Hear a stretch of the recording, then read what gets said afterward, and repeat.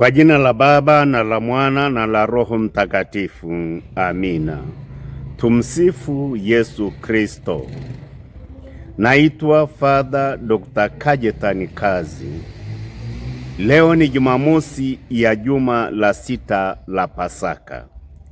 Ni siku ya pili ya novena ya Roho Mtakatifu. Somo la kwanza linatoka katika kitabu cha Matendo ya Mitume sura ya 18 aya 23 hadi 28. Na Injili ni kutoka Yohane sura ya 16 aya 23 mpaka 28.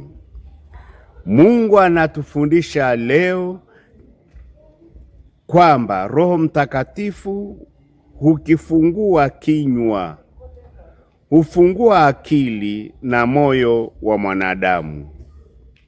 Ndugu wapendwa, kuna watu wengi wanaopenda kumtumikia Mungu, lakini mara nyingi hukwama katika maeneo matatu.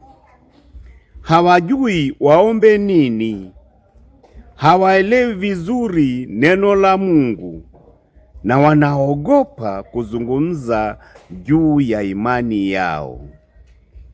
Masomo ya leo yanatuonyesha kwamba Roho Mtakatifu huponya maeneo hayo matatu.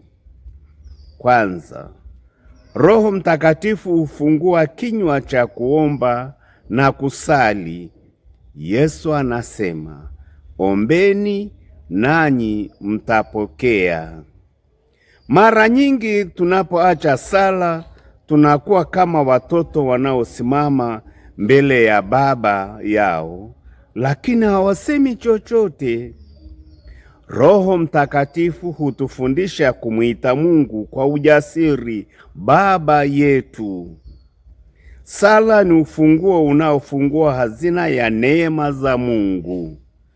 Asiyeomba au asiyesali ni kama mtu mwenye ndoo anayekaa kando ya kisima lakini hataki kuteka maji. Pili, Roho Mtakatifu hufungua akili kuelewa.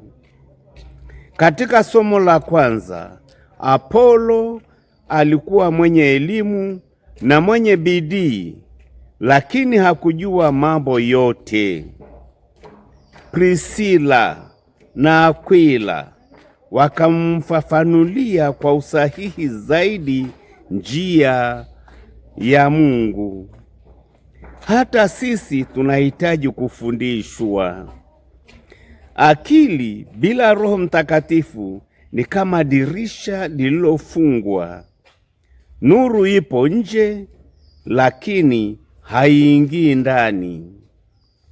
Tatu, Roho Mtakatifu hufungua mioyo yetu ili itoe ushuhuda. Baada ya kuelewa vizuri, Apolo akawa msaada mkubwa kwa waumini. Moyo unaojazwa na Roho Mtakatifu hauwezi kubaki kimya. Kama mkaa unaowashwa huanza kutoa joto. Kama taa inayowashwa huanza kutoa mwanga. Mwisho, ndugu zangu wapendwa, katika siku hii ya pili ya novena, tumwombe Roho Mtakatifu afungue vinywa vyetu ili tusali daima. Afungue akili zetu ili tuelewe, na afungue mioyo yetu tushuhudie Injili.